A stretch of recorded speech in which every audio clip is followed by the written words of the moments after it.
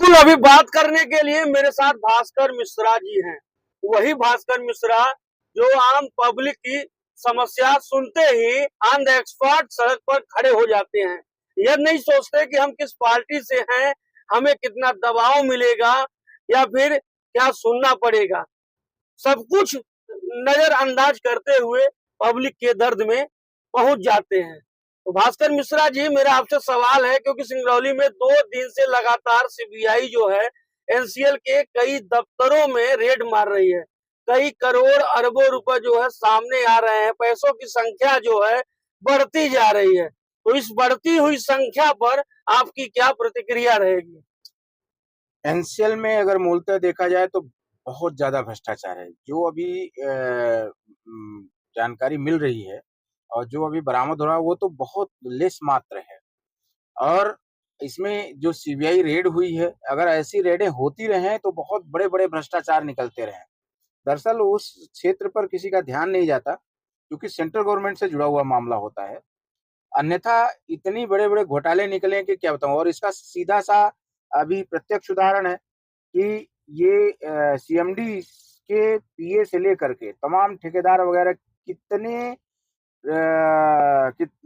को लेकर लगभग 7 लोगों पर जो है सीबीआई ने संभवतः अभी तक एफआईआर दर्ज किया है और बहुत लोगों का दर्ज होने के कगार में है। आज हमको यह भी जानकारी हो कि सीएमडी भी, पूर्व सीएमडी जो हैं, जो कि रिटायर हो चुके हैं, उनके ऊपर वहाँ यहाँ भी जो है तो छापेमारी की कार्रवाई सीबीआई की चल रही है। तो निश्चित रूप से एक बहुत बड़ा मामला है और बहुत बड़ा घोटाले के का पर्दाफाश ये हो रहा है।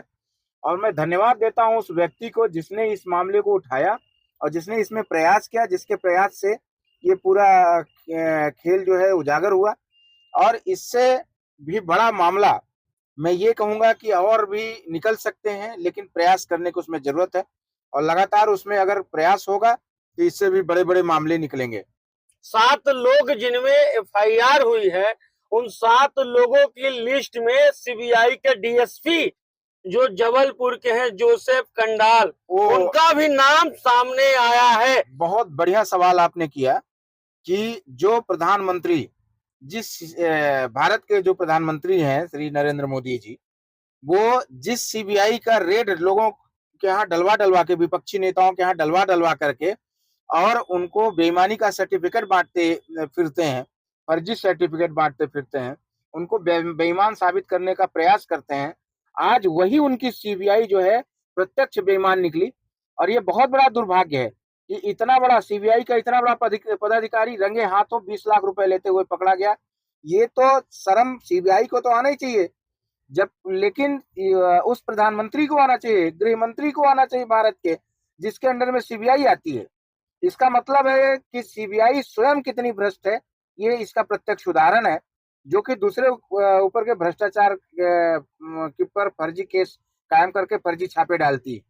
विवेक कुमार मिश्रा कलिंगा, बबलू मिश्रा चड्डा, नवीन मिश्रा, क्या ऐसे अधिकारियों के घर पे भी छापा पड़ना चाहिए जिन्होंने यहाँ माइंस खदान में आते ही जो है गरीबों को प्रताड़ित करना चालू कर दिया, नौकरी के नाम पर लाखों रुपए लूटने लगा? क्या ऐसे घरों में भी छापा पड़ना चाहिए?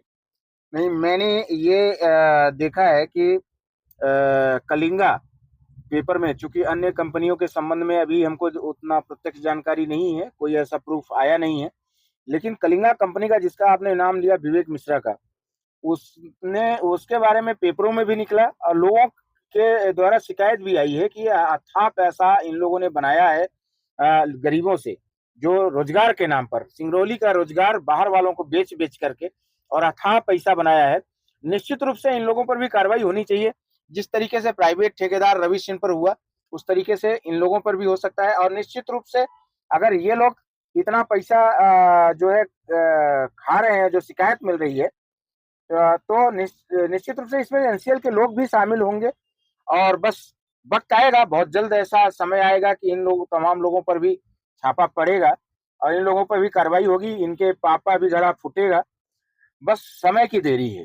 सूत्र बता रहे हैं कि एनसीएल के जो अधिकारी हैं, जिनके घर में छापा पड़ा है, ऐसे लोग यहाँ के जिले के अधिकारी कर्मचारियों को गिफ्ट के रूप में गाड़ियां इनोवा प्रदान किए हैं। तो क्या ऐसी गाड़ियों पर काफी खुलासा होना चाहिए जिन गाड़ियों को गिफ्ट के रूप में प्रदान किए हैं, ताकि हमारे जो भ्रष्टाचार को जो है दबाया जाए।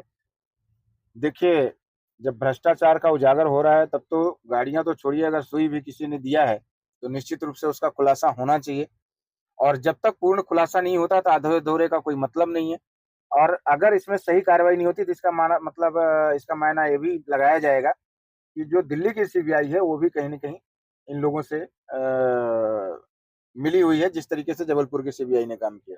बिल्कुल, भास्कर मिश्रा जी के साथ जुड़कर जो हमने सवाल का प्रतिक्रिया लिया, तो फिर हम जुड़ते हैं खुलासा होने के बाद कि क्या सीबीआई ने वास्तविक रूप से जो भ्रष्टाचारी हैं उनको जो है प्रत्यक्ष रूप से जो कार्रवाई किया या फिर लिपापोती करने का कार्य किया। सिंगरौली से मैं अजय भास्कर मिश्रा जी के साथ।